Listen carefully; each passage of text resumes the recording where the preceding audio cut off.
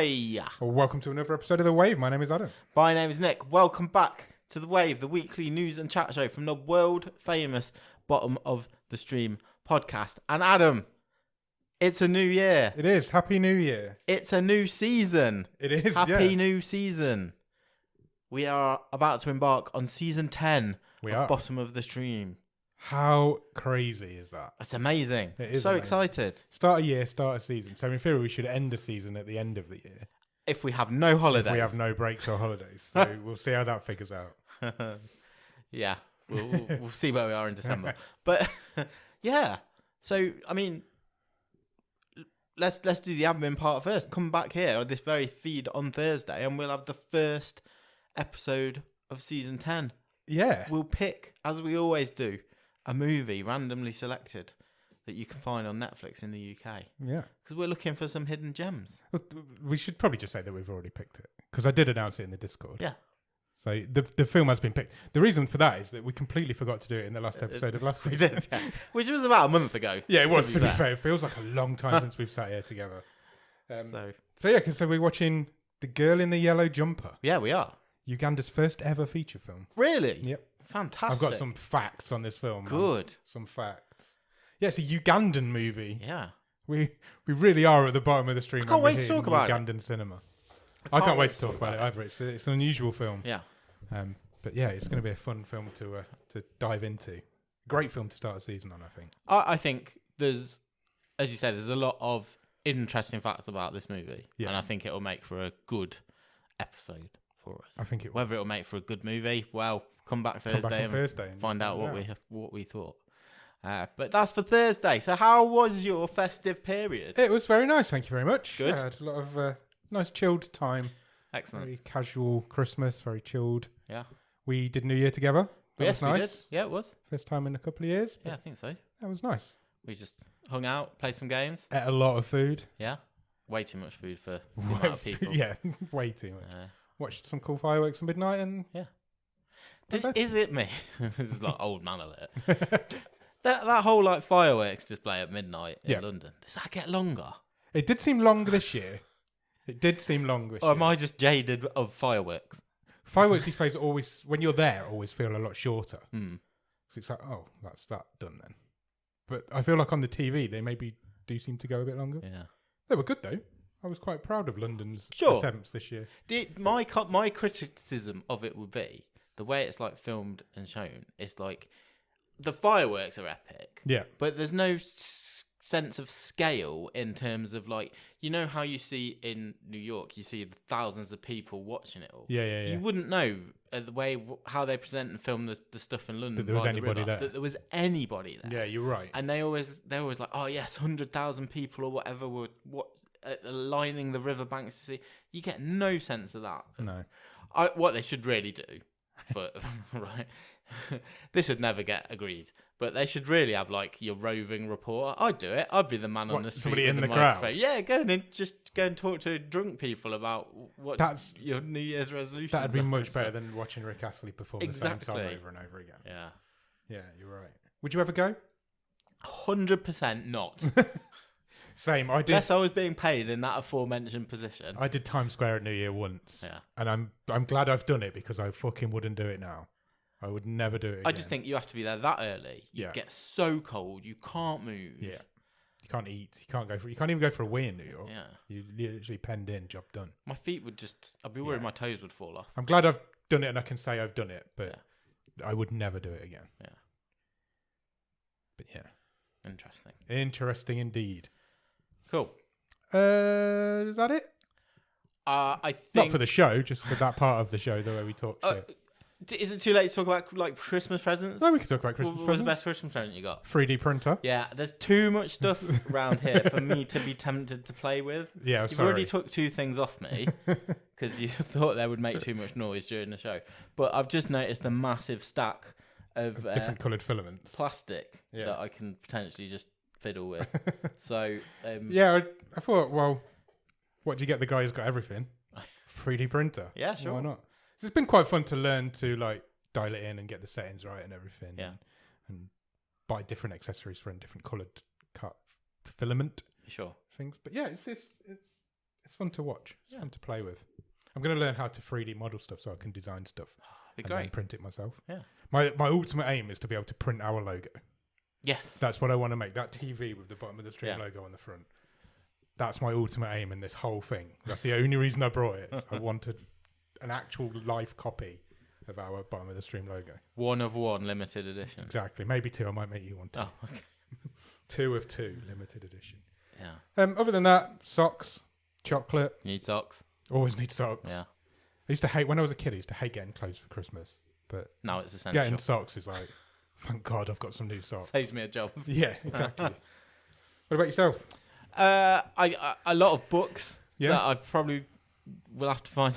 Like, I'm not being ungrateful. I just need, because they're great, and I asked for pretty much all of them. But it's going to take me all year to read them, which I suppose is good. A couple of pairs of trainers. Yeah. I saw some nice new trainers. Chocolate. They're nice. Both pairs I've seen, I think. Yeah. And socks. Also socks. We're at the sock age. Yeah. I didn't get any pants this year. Which means I've got to go pant shopping at some point. I did go around the sales. I went to the local shopping mall district area. Okay. And it was not good. Right. I came home empty-handed. Literally didn't buy a single thing. Sales this year have been disappointing. Even Amazon haven't done a sale this year, which is weird. Yeah, strange. I remember Boxing Day, we were going to my in-laws because it's like mid-morning because they were putting on a bit of a buffet and it was on the news bulletin. They did do that thing where they went out and talked to the man on the street at the sales, and it was like, how long have you been there? Oh, I've been queuing since 4 a.m. Why? You can't have had a good Christmas day. No. I'm going to bed early because I'm going to Next in the morning. Exactly. Come on. Get a life. I had to buy all my clothes for the year. I went to the next sale. There was nothing in it. It was not worth getting up at 4 o'clock in the morning for. We should probably get on with the show. Sure. Shall we do some news? Netflix news? We will do some news. We will start with a piece of non-Netflix news. And okay. There is no link in our shared document. And do you know why? There is no link because I am referencing an email. I also received this email. An email found me this week. It did find me also. From Jeff Bezos. Yeah, Mr. Bezos emailed us all. Which I'm sure anyone with Amazon Prime will have received. And we knew that Amazon was going down the ads route. Yes. Following, obviously, Netflix and Disney. But did we know this is how they were doing it? I don't think we knew the layout of how they were doing it. And they are taking a bit of a different approach. And that is, everyone's getting adverts. It's basically, fuck you. Yeah. That email basically said, fuck you, you're getting ads. So I read the first paragraph. Yes, please. It says, Dear Prime member, we are writing to you today about an upcoming change to your Prime Video experience. Starting on February the 5th, Prime Video movies and TV shows will include limited advertisements. This will allow us to continue investing in compelling content and keep increasing that investment over a long period of time. We aim to have meaningfully fewer ads than ad-supported TV channels and other streaming TV providers. No action is required from you, and there is no change to the current price of your membership. But if you wanted to keep Amazon Prime ad-free, then you will have to pay more money. Yeah. £2.99 here in the UK. So yeah, you are opting into ads unless you go and increase your subscription fee. The way I look at Amazon, I look at it slightly different to say Netflix or Disney Plus, because for me, Amazon Prime Video is a bonus to Amazon Prime. Yeah, I pay that money every year to get the free delivery on Amazon Prime. Sure. And the next day delivery, same day delivery sure. sometimes. The video is a bonus. I will not be giving him an extra $2.99 a month. No, I mean I don't watch enough. I don't watch enough on it. I've watched a couple of bits over Christmas on there, but yeah. Yeah, that film we watched before Christmas was on yeah. there. But I don't watch enough on there to justify paying that, and I don't feel like I need to. That makes sense? But I think it's an ass backwards way of doing it, if I'm honest. I don't know if it's not very hearts and minds for your customers, is it? It's not consumer friendly, but then this is Amazon we're talking exactly. about. Exactly. The last thing on their mind is the consumer. Yeah, from February the 5th, that applies here in the UK. It'd be interesting to see how they lay them out. Do we get them during films, before films, after films? How's it going to be? How many is there going to be? Putting them in movies. Movies that are not your movies. Yeah, that's TV shows for years. Maybe it's a conditioning thing. We've been conditioned for years and years. TV shows have breaks. Movies don't have breaks. No, unless you watch them on like Channel 4 or something. Well, but yeah, it doesn't feel nice. Yeah. But it was only a matter of time. It's not like he's the richest man in the world and needs more money, though, is it? So. Sure. Yeah, well, it's happening. Yeah, we said it'd happen. We said when Netflix did it that everybody'd follow suit, and now everybody's followed suit. Yeah. Talking of suits, let's talk about a lawsuit. Okay. Because it feels like a little while since we've talked about someone going after Netflix. But this is happening. This is a legal battle surrounding the Netflix reality show Love is Blind. Okay. And Renee Potch, I think we'll say how we pronounce her surname. Yeah, why not? Is one of a ex-contestants of season 5 of Love is Blind, which was filmed last year. 2 years ago now, 2022. Okay. And she says she passed a grueling interview process to get onto the show, and then when she arrived in Los Angeles on her first night, production staff seized her phone, passport, and driver's license. And in the legal filing, she says she was kept locked in a hotel room, unable to leave without a cast wrangler accompanying her. Cast wrangler, what a great job. As part of the reality show, she was put in a showmance with a guy called Carter Wall, who apparently landed a spot on Love is Blind, despite being broke, jobless, unhoused, violent, and addicted to amphetamines. What? So this grueling interview process is not very grueling, is it? Yeah. Post says she was forced to spend long stretches of time alone with this guy, who she describes as being abusive to her, both on and off camera. This is basically alleging that Netflix was lacking in their duty of care to her. Well, yeah, sounds like it. What is the wrinkle in this is that after the filming wrapped, Poach made some public remarks about her experience on the show, which resulted in Delirium, the production company who makes the show for Netflix, basically going into legal battle against her for violating her NDA. Oh, wow. Okay. They were seeking from her $4 million. $4 million? When she earned from the series $8,000. What the fuck? Okay. Which has led to her suing back, essentially. Well, she has no choice. She has to sue back. But... Yeah. She told Variety, "I felt like a prisoner. I had no support when I let Delirium know that I didn't feel safe. I tried to deal with these emotions over time. Felt like I needed to share what had happened. It felt it was only right to let others know the truth of what we all had to endure." She has employed Hollywood power lawyers Brian Friedman and Mark Gagaros, seeking to nullify the contract, the NDA, and claiming emotional distress and violation of various California labor codes. Wow, okay. She is, the lawyers say, one of a few reality TV show participants that they are building cases for. Right. Netflix is not...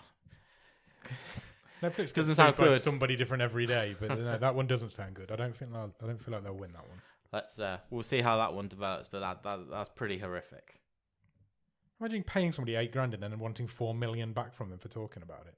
That's insane, isn't it? Yeah, that's absolutely insane. If we hear any more on that, we'll keep you informed. Ricky Gervais is a bit of a knobhead, isn't he? Yeah, absolutely. I mean, 100%. So he had his new special released on Netflix on Christmas Day. He did indeed, yes. Which I think has done okay in the charts. Yeah, it's right up there. He did an interview. He was asked, on Twitter, why there wasn't much promotion for his stand-up, which I feel like I've seen quite a lot of. Yeah, I have as well. But interestingly, Gervais replied by saying, Netflix aren't doing any posters or anything because they can't be arsed, and I'm not doing any interviews because they're all cunts. Oh, okay. Well, funnily enough, I'm not watching it because I can't be asked because he's a cunt. All I've got is you lot. Please watch Armageddon on Netflix. You're not coming back then. He was then asked by a fan why at Netflix weren't advertising it, and Gervais replied, "They think it's going to be huge. Whatever, it doesn't matter." I don't want to watch this. I think I'm 100% with it coming out within the same space of a week of Ricky Gervais and I'm blanking. Why am I going blank? On the other comedy special, the anti-trans guy. Dave Chappelle, both releasing something within the space of a week on Netflix. It's just like, then moaning about it. I mean, come on. Give these middle-aged rich comedians in inverted commas the airtime. Just feels stupid. Yeah, stop being a tosser, Ricky. He's not for me. I've made my feelings known about Gervais before. Yes, The Office is funny. End of. Afterlife's okay. Yeah. Anyway. That got so far up his own arse at the end as well. Moving on to people we like. Okay. So, Zack Snyder, obviously... everyone's favourite on this show. Was the director of Rebel Moon, one of Netflix's big Christmas releases. It was. Have you watched it?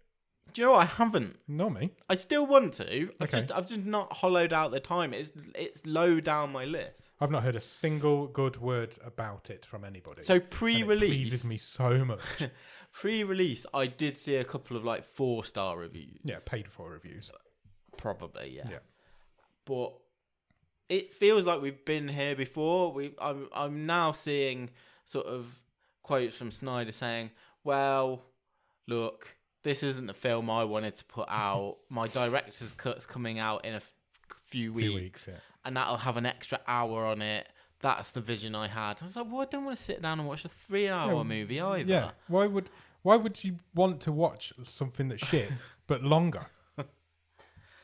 And I think we've only got early figures so far, and this isn't a news story, but early figures indicate on Netflix that this movie is been absolutely smoked on Netflix by the Julia Roberts one. Oh, really? Leave the World Behind. Leave the World Behind, which is interesting. That is interesting because I've not heard many good things about that either. I loved it, but I thought it was good. I enjoyed it. Many good things about it. It certainly didn't have the promotional heft of Netflix behind it, like Rebel Moon Part 1. Someone else has got an opinion. Okay. On Snyder. It's Christopher Nolan. Right, okay. He's a well-respected guy. He is, yeah. You'd think his opinion carries a bit of weight. Would you like to know what he said? Yeah, I would love to. Chris Nolan's done an interview with The Atlantic, and he said, "There is no superhero or science fiction film coming out these days where I don't see some influence from Zack Snyder." What? That could explain why all the superhero movies are shit lately. When you watch a Zack Snyder film, you see and feel his love for the potential of cinema. The potential of it to be fantastical, to be heightened in its reality, but to move you and excite you. How does Snyder... Chris Nolan is a big Zack Snyder fan. How does Snyder hypnotise people into liking him so much? He's really loved in the industry by proper good filmmakers, and I don't get it. I really don't. I don't know if it's his ballsiness. Has he got balls though? Don't you think it takes balls to make Rebel Moon? Which I will caveat, I've not seen it. But Star Wars, isn't it? Well, exactly. This is basically. But to give it all this, it's going to be this huge franchise. We've got a world. It's going to have. Is it balls or is it ego? I'll wait till I've seen it. But many reviews say there is nothing original in here. Yeah, that's what I've heard. Star Wars. It's Star Trek. It's So all of them mingled together. Yeah. Yeah. It feels like he's like, I said this to somebody in our Discord, it feels like he's just got this whole universe in his head and he showed us a tiny snippet of it and doesn't understand why we don't understand all of it. It really feels like that. And yeah. I think we did have a conversation, didn't we? Because we in the Discord I put the link to, so on Tudum, Netflix's one of Netflix's website, there is a infographic which you can scroll down, and it's basically the Bible of the world of Rebel Moon, Right, and okay. it is massive. Really? But it's like, have you made a good movie if you're telling me I need to go and read this? No, you haven't. Because, yes, Star Wars has that lore. But that lore's been built for 50 years. Yeah. It's like, it's not like everything's just been thrown out there all at once and gone, understand this and enjoy it. Snyder said in an interview also with Entertainment Weekly that fans should expect an extended version of the Netflix film soon, which will have close to an hour of extra content. He said, "I'm super proud of the PG-13 version of the movie, but the R-rated version is my original thesis for what this movie could be." This is something I don't understand from Netflix either. Because you've given Snyder this opportunity to make this film, but then you've cut it right down and made it a PG-13. Yeah. And then a few weeks later, given him the opportunity to release what he wanted. Surely you release the big version first, and then you do the cut. If you're going to do that. But I think... It's Snyder. I see that logic in one respect, but I also see the logic of... But I think this logic is based on a false truth, which is people believe there is this huge Snyder fan thing because of things like the clamouring for his cut of Justice League and stuff. But I don't think that group is as big as he helps build it up to be. I don't think it exists at all. I think it just was a Justice League fans. That's what they're trying to clamour on here, isn't it? Yeah. Here's a movie, and then we're going to wind it up to say, well, no, this is his cut, and this is what you guys want. This is Snyder's movie to all these people out there. But they haven't. They've gone, here's this movie. Well, Snyder's movie's coming. Because it's against what we've seen from Netflix in the past, where they just go, all right, fair enough, you're Martin Scorsese, do whatever you want. But they don't just do it with him. It's like, often we see even Leave the World Behind, when we were talking about that a couple of weeks ago, saying, this is just, you've just let someone go with this, and this would have been a better movie with 20 minutes hunked off it. Yeah. So why are you doing the opposite for Snyder? It's to create this sort of it must Snyderverse. It absolutely must be. Thing. I don't know. I don't think there's anybody clamouring for the R-rated supercut of this movie. I don't think there's anybody out there waiting for it. And I don't think anybody who's seen Rebel Moon is also going to go, well, I'm definitely watching that again. And if there is, there's not many. Interesting. It is interesting. I find this whole Rebel Moon story has been fascinating for the last year and a bit, however long we've known this is coming. The whole thing's been interesting, but I'm still never watching it. Our latest update in the MCU roundabout. Yeah, this feels like a long time ago now, but a couple of bits of news of development since we last did this podcast. Which the first one, which most people definitely be aware, that's confirmation that Marvel have parted ways with Jonathan Majors. Yeah, I think we knew this was coming. His conviction on 2 counts of harassment. He's out as Kang. Yeah, I think we knew that was coming. So it's back to the drawing board. We've already covered a lot of the directorial and writing changes for phase whatever it is of. Yeah, it's going to be really interesting to see what they do with that character and if they move forward with that character or if they move forward in a different direction. It can just be someone else, can't it? I think it has to be, because those scripts and that story's now made, and the arch of where they're going is going to have that character in it. They can't change it now. I wouldn't have thought. But interestingly associated to that, Disney's Searchlight film division had snapped up an independent movie which Majors was in called Magazine Dreams, which they bought after it had premiered at the Sundance Film Festival last year. That has now been removed from the company's release schedule. Okay. Also, a movie in post-production from protagonist pictures called The Man in My Basement. That has apparently been removed from calendars. Okay. As have been removed from broadcast several adverts that Jonathan Majors stars in right. over in the States for the US Army and the Texas Rangers baseball team. Oh, right. Wow. Another project that he had signed up for was Spike Lee's next movie, which is Dat Understudy, which was set to go at Amazon. You know what they need to do for that one? Bring in an understudy. Yeah. I'm so funny. Another departure. Fuck Jonathan Majors, that's all we should say. Sure. From the MCU. This is a surprising one. Stephen Yeun. Yeah.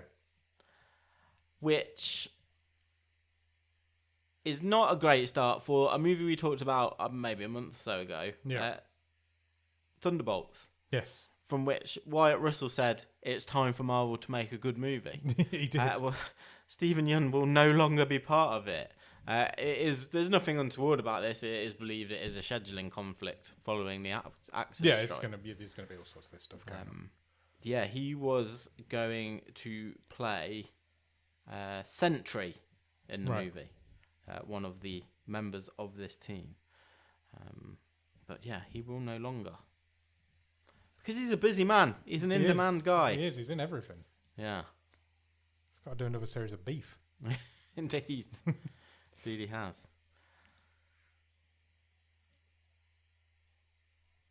This is my favourite story of the week. Okay. I think it might be my least favourite because I'm petrified you're going to make me watch Oh, some of these 100%. movies. 100% you're watching this You movie. may have seen, because this was quite a big news story over Yes. the festive period, that the copyright ran out on the Steamboat Willie version of Mickey Mouse. Yes.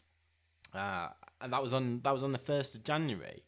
That image, that character, entered the public domain use. It did indeed. And set very much by the precedent last year from Winnie the Pooh, Blood and Honey. Which we did watch on our watch-along. We did watch on a watch-along. And was by far the worst movie I watched last year. I expected it to be bad, just to recap. Yeah, 100%.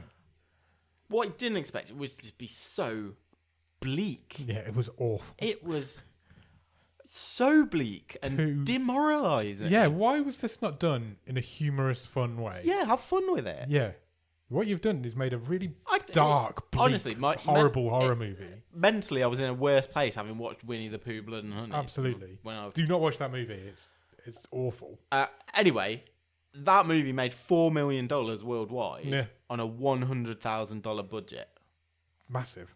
And we'll have a sequel. Because, it's bound to. It's made millions. Already, it has been announced in the first week of this year that there are 2 different horror movies in the works with the Steamboat Willie Mickey Mouse. Yeah, the original imagery. Version of Mickey Mouse. Because this is where the weird lines lie, isn't it? Because it is literally the image you can use. You can use that cartoon or any image from that cartoon, but things like the voice of Mickey Mouse is still under copyright. The trademark's still there. Yeah, it's just literally that image is all you can use. Yeah, one of those movies already has a teaser trailer. Yeah, and that is called Mickey's Mousetrap. Yes, that teaser trailer is great as well.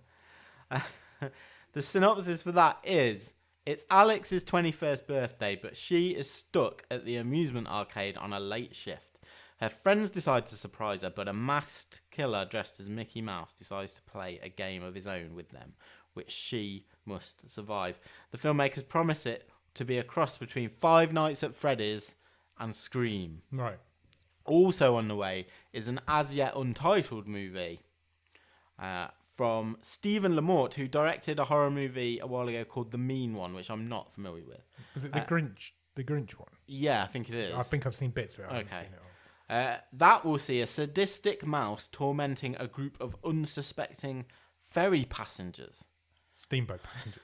Yeah. Shooting for that one doesn't begin until the spring, but Lamort has done a press release in which he says Steamboat Willie has brought joy to generations, but beneath that cheerful exterior lies a potential for pure unhinged terror. No, It's a project which I've been dreaming of, and I can't wait to unleash this twisted take on a beloved character to the world. That's brilliant. Fucking bring this on. I love this. I want as much of this as possible on anything. But they don't have to be slasher fic. No, they again, this absolutely came don't up in have our to be slasher Discord. fic. Go out there and do stuff with them. But I don't need 100 versions of Mickey Mouse is a what twisted Blood and horror Honey bastard. was. Yeah, no, you're right. It's just they're the easiest and cheapest movies to make, so that's what people are going to do. I think I saw there was a computer game coming as well, a video game of like a horror video game Mickey Mouse. Right. I'm pretty sure I saw that at some point. People have that Mickey's Mousetrap got announced on New Year's Day. Yeah. The day that the copyright went. You could do. And it's clearly made. Yeah. But I think like you could do that in a video game. I'm more interested in that because you could do that animated style, like we saw with like Cuphead. Yeah. You know that. You've got to be careful though because they may have lost the trademark on that one particular cartoon, but they'll still own animation trademarks on Mickey Mouse. They'll still own the voice of Mickey Mouse, the new look. That character in Steamboat Willie looks nothing like the Mickey Mouse we know now. No. So you've got to be really careful, especially if you're doing it animated. Yeah. You've got to be really careful because Disney will come after people who do this. Don't want to be sat opposite the table from the Disney lawyers. No, exactly. And any little thing they can pounce on, they will, because they will not want to fuck over Mickey Mouse. Yeah. They changed the law for that twice. Originally it was supposed to expire in 1984, and they changed the law to give them another 20 years, and then in 2004 they did the same again.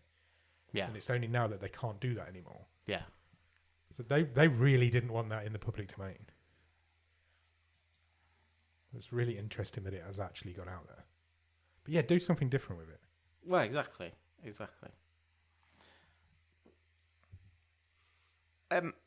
Another way in which it's not been a great year for Disney is the confirmation that 2023 was the first time since 2015 that Disney was not the global box office leader. Oh, wow, really?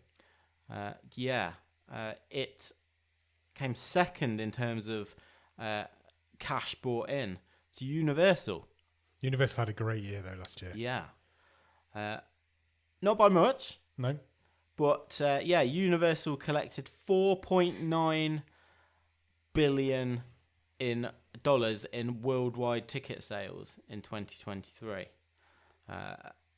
Led by Super Mario Brothers movie. Yeah. Oppenheimer. Yeah. And Megan. Megan did a lot better than anybody was expecting. So, yeah. It's good as well. Pipped Disney, who brought in $4.8 billion. Okay. Mostly led by Guardians of the Galaxy Volume 3, Indiana Jones and the Dial of Destiny, and The Little Mermaid. The second of two, which were considered pretty big flops. Yeah. Which is interesting. It is, because Indiana Jones is good. The slight caveat, it doesn't matter, I guess, if you get the win. Yeah. But the Universal slate of movies was 24 movies. Okay. Disney was only 17. Okay. So percentage-wise, but a win's a win. A win's a win, yeah. Disney did still have the most titles of any studio in the top 10 movies of the year. Okay. But neither of them had the top grossing movie of the year, because that went to Warner Brothers, which was Barbie. Yeah. Clearly, easily the best, with the highest box office movie of last year. It was also the first time since 2014 that none of Disney's cinematic releases in a calendar year crossed the $1 billion oh, really? benchmark. That's more interesting for me. Yeah. Wow. The top one being Guardians of the Galaxy Volume 3 with $845 million. That's not even much for a Marvel movie. No. That's really interesting. Yeah. And I look, there's lots of caveats to that. Disney movies are generally more expensive. Yeah. The tentpole movies. They go to Disney Plus a lot quicker than Ant-Man's a good, Quantumania is a good example. So it's the 10th highest grossing movie of the year 476 million. Yeah. But lost money. Wow. When you take into account its budget, its spend on marketing and the like. So, yeah. Cool. Yeah, I thought that's some interesting numbers. It is interesting. And then a couple of bits of news just to finish. I don't know if you've seen this one. I have seen this one. I find this really interesting. But this week, or it'll be last week as you listen to this, it is believed for the first time ever, an actual human has beaten the game of Tetris. Yeah. Have you seen this footage? I haven't seen the footage. Of the kid. I know you've got to watch it. They just twitch their fingers, don't they? I know that much. Yeah, it's on this article. Okay. So when you get time later, I'll watch it. It's basically that you keep playing Tetris until you get you top out the score basically at like 9,999,000 till it can't count anymore. Yeah, and then it just crashes. Yeah, because nobody was ever supposed to get that. Yeah, it's been done by AI. Yeah, but it's believed this is the first time that an actual human's done it. We can post a link in the Discord. You can see the YouTube footage of this boy. It's 13. It's 13. It's the lad who's 13 in Oklahoma. What's incredible is that he did it in 38 minutes. Yeah. And he reached level 157. Now, until I think it was 4 years ago, people thought the game crashed at level 29. Yeah. And it doesn't. It goes to level 157.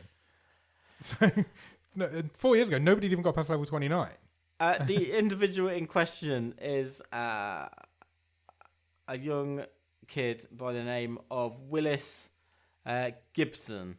He 13 and he's been practicing 20 hours a week. He does on Tetris. Crazy. Yeah. Look at the end screen as well. He's not even anywhere near the top. No. No. He dedicated his win to his late father, who died just last month. Oh wow! He only started playing Tetris 2 years ago. But yes, rolling the controller. That's what they call it. Yeah, it's like they just basically twitch fingers, so they don't even move. Yeah. They just like twitch their muscles and it presses the buttons. But no, it's insane. It's absolutely insane. Good for him. But where do you go from there? Conventions should circuit, surely. Yeah. Do it again. Do it again, mate. If you can do it again. There'll be a movie about that. Oh, 100%. 100%. Yeah. And then the final bit of news is a bit of sad news, and that is the passing of famed British actor Tom Wilkinson. Yeah, I saw this. This is really sad. Passed away last week at the age of only 75. I'm going to say I would have presumed he was older. Yeah, I would have put him older than that, to be fair. But, I mean, you'd have seen him in loads of stuff. He was in Full Monty. Yeah. Just pops up in everything in this country. Yeah, he's one of those faces that's just Shakespeare in Love, Batman Begins, Mission Impossible, Grand Budapest Hotel, Eternal Sunshine of the Spotless Mind. It's just loads of stuff. He was always one of those guys that was always on TV as well, wasn't he? He was like in everything on TV. Yeah. Twice nominated for an Oscar. Oh, really? Yeah, in 2001 for In the Bedroom as a leading actor and supporting actor in 2007 in Michael Clayton. Oh, okay. I didn't know that. Yeah. Died suddenly on December the 30th. So rest in peace. Rest in peace. That is all the news. That was a bumper edition of the news. You can tell we've been away for a few weeks. It's been a while. Have you watched anything good at the top of the stream? I've watched quite a bit. This is also going to be a bumper edition, because I have as well. Cool.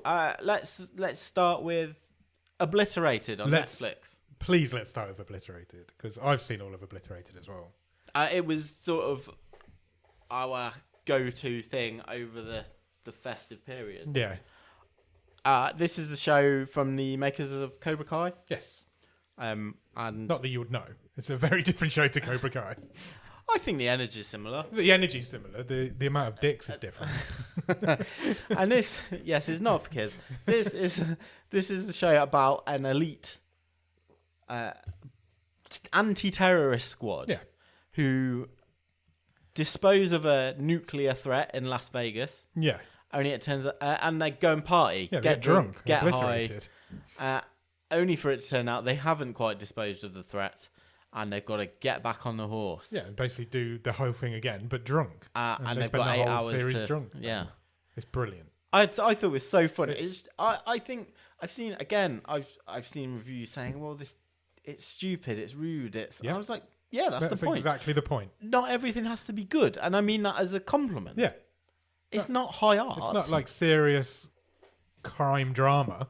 This is a silly Netflix TV show. It's a rude, sweary action. Yeah, it show. came out at the exact right time of year. They knew exactly what they were doing, and I thought so much fun. I thought it was really fun. It's definitely going to get cancelled. Yeah, 100%. It has not a chance got a season 2 in it, but it is absolutely fun as fuck. I really enjoyed it. I had a lot of fun with it. Where it has got a bit of intelligence, yeah, and where I think, I'm not sure people will come out and say it, but why I think it maybe hasn't gone down well is that there's a bit of role reversal in this. Yeah. And of said elite anti-terrorist team, basically the men in the team are there for eye candy. They're the himbos. Yeah, absolutely. And the people who get shit done are the girls. Are the girls. Yeah. I thought it was an absolute breath of fresh air. Yeah, I completely agree with you. The men are the damsels in distress. They're the ones that keep getting kidnapped and taken and whatever. And the girls come and rescue and save the day. I mean, everybody gets their bits out, but men or women, it's fine. But I thought it was an absolute breath of fresh air. I really enjoyed it. Perfect time of year to just sit and binge this show, I thought. Yeah, I really enjoyed it. Good. Next. I've watched on Amazon, funnily enough, Okay. going back to the start of this show, yeah. Freelance. What's Freelance? It is an action movie starring John Cena and Alison Brie. Oh, right. Okay, interesting. So, as the other night, like, oh, well, I like both of those people. Yeah. This should be all right. Fun, turn your brain off type of thing. Yeah. So John Cena plays an ex-military guy going into private security. Right. And he has to go and protect Alison Brie's character, who's a journalist, going to interview a president of a country that's going through a coup. Basically. Sounds so far so generic action movie. I was really disappointed in it. Oh, really? I like I say, I like both of those leads. Yeah. I thought they had no chemistry with each other, which was really surprising. Because I thought that's the least it would have. Yeah. I didn't think this was a funny movie. Okay. And actually it was a bit boring. And we were both sort of not considering turning it off, but so you did see it to the end. Yeah, but were we concentrating on it? Through your phone. Yeah. Okay. Disappointing on that one. I'll leave that one. It's a not recommend. I'll leave that one alone. What else? I've completed season 3 of Only Murders in the Building. Okay, so just a bit behind on that. Yeah, just totally dropped off after about 2 episodes. Okay. But just picked it back up. Really enjoyed it. Yeah, great show. Always going to be good, that show. Probably the most obvious. Yes. Killers. I felt there was a bit less mystery because by the time you get to the last 2 episodes, I kind of feel like, well, they've ruled everyone else out. Yeah, we know who this is now because it isn't anybody else. Yeah. My only other slight criticism was this felt more like a. It sounds weird to say when you've got like Meryl Streep, Paul Rudd, Matthew Broderick, people lining up to be in this show, but it kind of felt a bit like a placeholder to the next series. One. Yeah, I think it was. I genuinely think it was. I thought Meryl Streep was fantastic in it. Yeah. Paul Rudd's not in it enough to even really judge it, but yeah, I really enjoyed it. But you're right, it is just building up to the next season now. Yeah. Which I've got no issue with. And then I watched the series finale of Ghosts UK. Same. I also watched that over Christmas. I'm going to really miss Ghosts. Me too. I thought it had already finished. I didn't realise there was a Christmas one coming. Because the end of this last series was billed as like the finale. Yeah. And it wasn't very good. No, it was... And then, is that it? It was just a bit of a damp squib at the end. And so they brought this one back for the Christmas special. And it was quite emotional, I thought. I thought it was really nice. I did. It was a really nice way to end it. Yeah. I think... I'm going to miss Ghosts. I think this is where kind of binge watching is bad, isn't it? Because I was the same. You get to the end. If this had been the last episode of that series, which I'd watched all in a row, I'd have been... Which technically it is, I suppose. But I know. It's a scheduling thing, isn't it? But I thought it was a really good finale to the show. I agree. I did as well. Yeah. I agree. One thing I haven't written down on this list. Have you finished now? Yes. Yes, we've got to my section. Did you watch Doctor Who? Yeah, oh yes, I did. Over Christmas. I thought that was really good, the Christmas one. We actually went back and watched like all the new episodes. Yeah, so yeah, the last three. The three David Tennant ones, and then the new Shooty Gatwas. Didn't like all of them. I didn't hate them, considering Catherine Tate's in them, and I do hate her. I didn't hate them. My favourite one was the middle one where they're on the spaceship. That was the best one. Didn't like the one with Barney Stinson in. Neil Patrick Harris. Yeah, fuck Neil Patrick Harris. We don't like that guy. Didn't like that one. Thought that was a bit shit. But the Christmas Day one with the new Doctor, I thought was great. Just fun. Yeah. That's what that. I've seen a few Doctor Who fans slagging it off because it was too silly. As a casual viewer, for me to just get it dropped in, yeah, I felt it didn't need me to know. My criticism with Doctor Who is always I feel like it expects me to know 60 years of and I'm not interested. The Doctor Who fan base is one of the most toxic fan bases around. I think I've always said it. I don't like Doctor Who fans, and so they'll find any excuse to slag off the show. And this is a Christmas episode. They're always silly. But they're still going to do it because it's a new Doctor bringing it in. Yeah. I thought it was great. I had a lot of fun with it. I really enjoyed it. I think you could tell more money had been spent on these episodes. You can 100% see Disney's money in it. Disney's money is in it. You can 100% see Disney's money in it. Definitely. Yeah. That's not necessarily a bad thing. No. What else have I watched? I watched on Netflix. Let's go through Netflix first. Chicken Run. I watched the new Chicken Run. Dawn of the Nugget. Yep. I really enjoyed that. I've seen that as well. I thought it was good. Yeah. A lot of fun. Check that out if you've not seen it. Yeah. I also watched the short making of featurette that's on there. It's only about 20 minutes, but that's quite good. Yeah. Saltburn, I watched on Amazon Prime. Okay, I've not got to it. You need to watch Saltburn. Yeah. It's very, very, very, very good. Really enjoyed Saltburn. It's batshit crazy. Really well made movie. Cinematography's fantastic. Again, there's lots of naked men in it, if that's what you're into. I watched a short documentary on Netflix called Hell Camp. Okay. Which is about a series of summer camps that went on in the 80s, 90s in America where kids were just getting abused. They were like troubled teens sent to this camp and then they were treated horrendously the whole time. Horrible story, not a very good documentary. Oh, okay. It wasn't that interesting. It felt like there was a horrible story hidden in there somewhere, but they didn't quite manage to pull it out. Mm-hmm. I have also, this is a random one, on BBC 4 over Christmas, Bob Monkhouse's last ever stand-up show was on. Okay. How did you find that? I was flicking. I was genuinely flicking. I couldn't find anything to watch. Saw it was on. I'd heard about this show before because it's got a bit of a legendary status in the comedy circles. So basically what happened is Bob Monkhouse died in December 2003. Yeah. If you don't know who Bob Monkhouse is, he's basically widely regarded as one of the best comedy writers that Britain's ever produced. He's like a joke. He was a joke machine. But he ended his career mainly hosting TV shows, and that's what most people of our generation know him from. He used to host all like quiz shows and game shows and stuff. But he was actually a really good stand-up comic. And he died in December 2003. In June 2003, he decided he was going to put on a final stand-up show, but only invite up-and-coming comedians to watch it. Yeah. So he hired the back room of a pub in Liverpool somewhere and invited up-and-coming comedians of that time to come and watch this last show. And it was being filmed for a documentary. But they never made the documentary because he died a few months later. Yeah. The documentary never got made. So people like Reece Shearsmith are in the audience. David Walliams is in the audience. People like that sort of generation of British comic. And he just performs a stand-up show to them. And it's basically, it's passing the torch to these new people. And it's really fucking good. He does 20 minutes of stand-up. Then he gets all reminiscing about his life and the people he knew. And he talks about Benny Hill. He knew Benny Hill, he knew Peter Sellers, all that, and working with those people. Then he brings Mike Yarwood out, who hadn't been on TV at the time for like 10 years because he'd turned into a recluse. He comes out, nobody knew he was there, and they just basically chat for 20 minutes. And then he finishes with another 10 minutes of stand-up.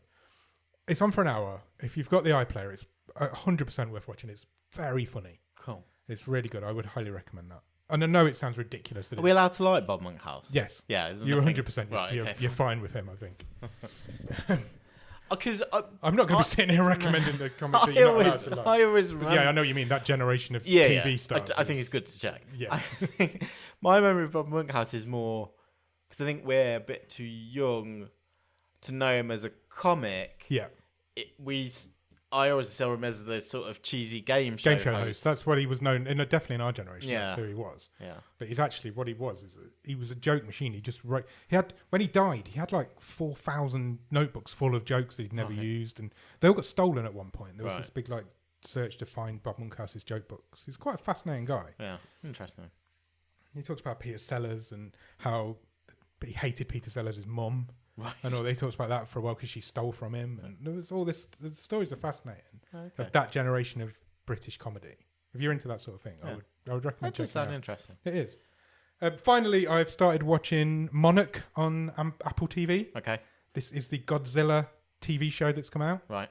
So Godzilla's everywhere at the minute. It is. I've even talked about Godzilla -1. Yes. I did talk about that in the last show. This is the Godzilla. So it follows on from the 2014 Godzilla movie. Yeah. And also Kong Skull Island. Yeah. So they're in the same universe. Yeah. This TV show's also in that universe. Because there's another movie in that universe coming out this year, yes, isn't there is.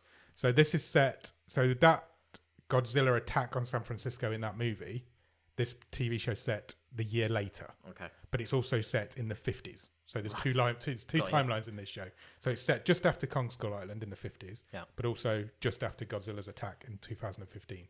So it's how San Francisco is rebuilding. Got ya.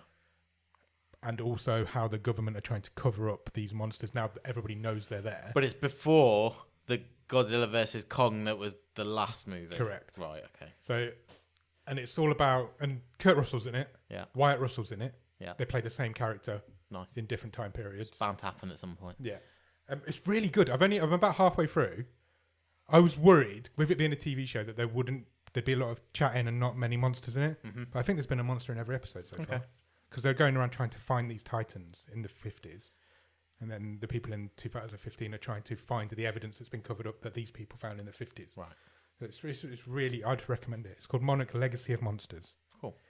I've not finished it yet, so I can't fully recommend it, but I've enjoyed what I've seen so far. Good. That was a lot of talking. I think I'm done. Plenty going on. I think I am done. How are we doing for time? We haven't done a real talk this week. Like we said before. Well, yeah, just to recap what we said before Christmas. So Real Talk's not gone. Yeah.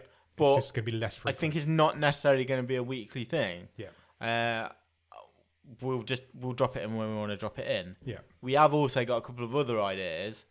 Yeah. We've just not quite managed to nail down talking to each other about which one we're going to go with first. Yeah. So watch this space. Yeah. Or listen to this podcast, which is the audio equivalent of watching this space. Yes, I guess. it is. Listen to this podcast. And if you do listen to this podcast, which you are doing as we speak, tell more people to listen to this podcast. That's what we do. So I don't know if you remember, Nick, in the last episode of The Wave, this is how we'll end this wave, I think, you did a little game for me. Yep. Which was basically a this or that, quick fire. Here's one thing or the other thing. You pick them. Don't give it any thought. Just pick them. And it was quite good fun. I quite enjoyed it. Yeah. And I said to you at the end of it, I'm going to do that for you in the next episode.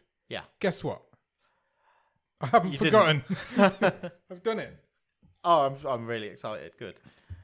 I think I've got about 40, which I think is about what you did. Yeah, I think so. So we'll quick fire through these. Okay.